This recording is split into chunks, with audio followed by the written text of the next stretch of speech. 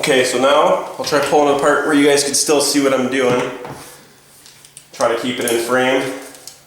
So pull it apart, have the bolt back, loosen off the magazine cap, all the way off.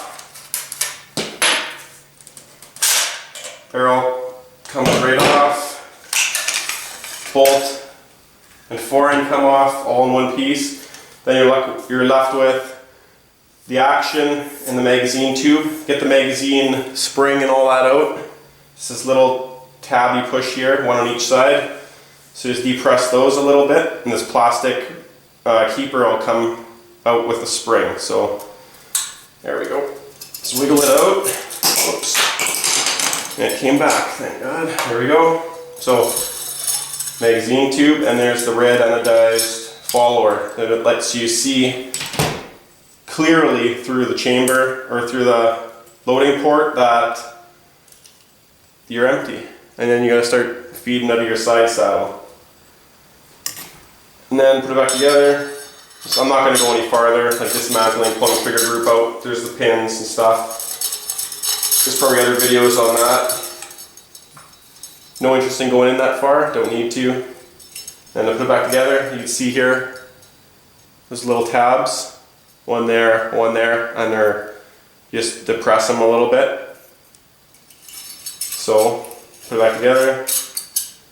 I don't even think you have to depress them really to get it back in, a little bit. And then, oh, we're a little crooked. There we go. So we're back in. And that little bump there, that's that ratchets on the cap, on the inside of the cap. It's got those little little holes, so it ratchets closed. So now we'll get this bolt back in. Right out there probably. So we have to get the barrel lined up before we can go any further. So this is always a pain in the butt though with this one. It's one of the hardest shotguns to put back together, I find, that I've owned. You have to get it just right, and it just kind of like pops together all of a sudden without any warning. If you get it wrong, then you're basically fighting with it all the time. I think it's something to do with this, the lock on the bolt. I don't know how far there. Okay, so maybe I guess you got to pull it all the way, slide her in, locked. All you got to do now is throw the cap back on.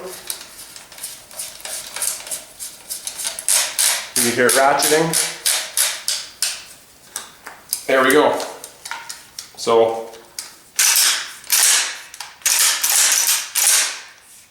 it's a nice tight gun. It's not sloppy like the Mossbergs. Pretty tight, like not much wiggle in anything. Anywhere you go, there's no wiggle here at all now. It's only got one single extractor on the bolt, so it's not going to have as much force to pull a dirty round or a hot round out like the Mossberg does. But you got the same extraction as an 870, so good enough, I'd say. Like I said, the trigger is awesome in this shotgun. It's really light, aluminum alloy receiver, and I'm sure these are all aluminum too. This is aluminum, but the actual ghost ring sight is made of plastic, so you got to really watch you don't break that off. But super easy to aim this gun. Love it so far.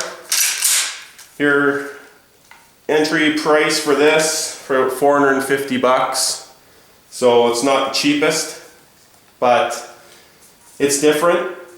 If you don't want to be Remington or Mossberg, this is another good option. It's a nice shotgun, and it's run flawlessly with everything I've put through it so far. It's a 2 3/4 and 3-inch chamber, so you're not going to go 3.5-inch Magnum in this.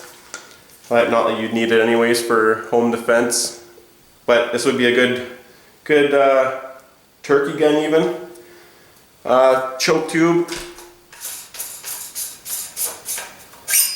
So typical choke tube. You can probably get a more aggressive one. I'm not sure if they match anything like the Remingtons or Mossbergs or Benellis, if you can interchange them on any of them, but don't need anything anyway. So I just crank it on hand tight. It's never come loose for me, but there is a tool to crank it down if you want. I pull it out in and out once in a while just to make sure it's not seized in there. But that's the Weatherby PA459, a little bit of a closer look. Here you can see the magazine is empty, a lot clearer. Nice red follower in there.